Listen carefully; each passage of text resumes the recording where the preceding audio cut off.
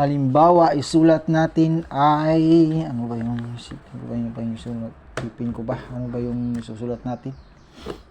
Last na ito, nagagamit ako ng salita na na hindi salita ng Arabic. Kasi pang basic pa lang ito eh. Pagkatapos ng part na ito, kapag part 5 ay Quran na. Halimbawa, isulat natin ay pagsasanay. Fa, ghain, sin, nun,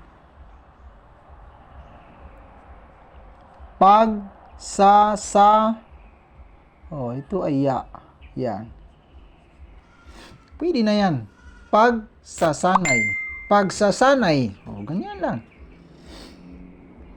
Pinakatay. Fa, nun, kaf, ta, at saka ya.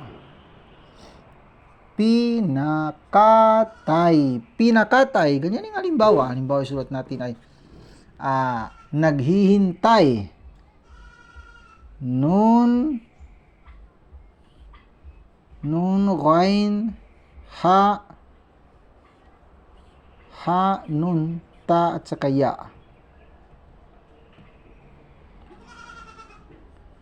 Naghihintay. Tingnan mo, naghihintay. Pwede rin tayo magsulat ng ganito. Nun, ghain. Itong ha naman ang gamitin ko.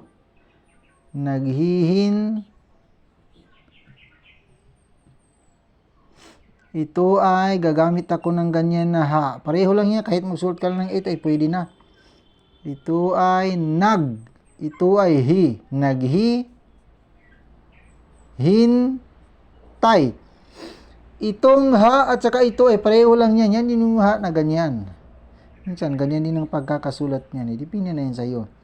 Tingnan mo, nag-adjust ako ng spelling, pero mabasa mo pa rin na naghihintay, letter H pa rin yan. Hindi na kailangan sundin mo ang tamang pronunciation dyan kung hindi na masalita ng Arabic. Ito pa, halimbawa, sulat ko pa dito. Ulitin ko pa, halimbawa ganito. Nun, ghain, ganito na lang. Ganyan ang gagawin ko. Ito ay ha, tapos ito ay dalawang ha. Ginawa kong pareho na lang. Bali,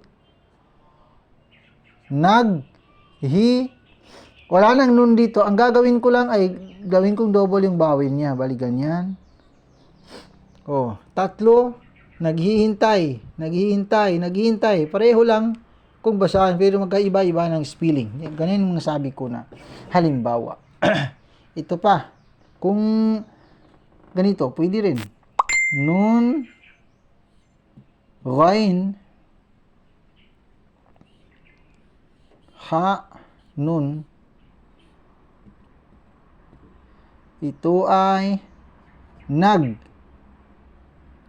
maglalagay ako dito ng ha na isa. Hintay. Yan. Nun, ghain, ha, nun, ta, ya. Yan. Naghihintay. Apat yan. Na pareho lang kung basahin. Ganyan mga halimbawa ha. Ang importante ay naintindihan mo. Kung sa salita naman na hindi salita ng salita ng Arabic, halimbawa sa Quran. Ganito halimbawa. Sulat natin ay ganito rin makita natin sa Quran. Minsan makita natin ang alayhim na ganito. Ito ay ain, lam, ya, ha, mim. Ito ay alayhim. Ito ay ha. Pwede mo rin makita ang alayhim na ganyan ng pagkakasulat ng ha, ganyan.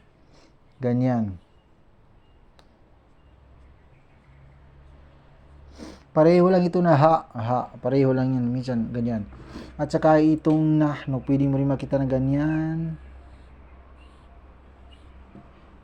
Ito ay nun. May isang tuldok. Ito ay ha. Ito ay nahnu. At pwede mo rin makita ang nahnu na ganito ang pagkakasulat sa Quran.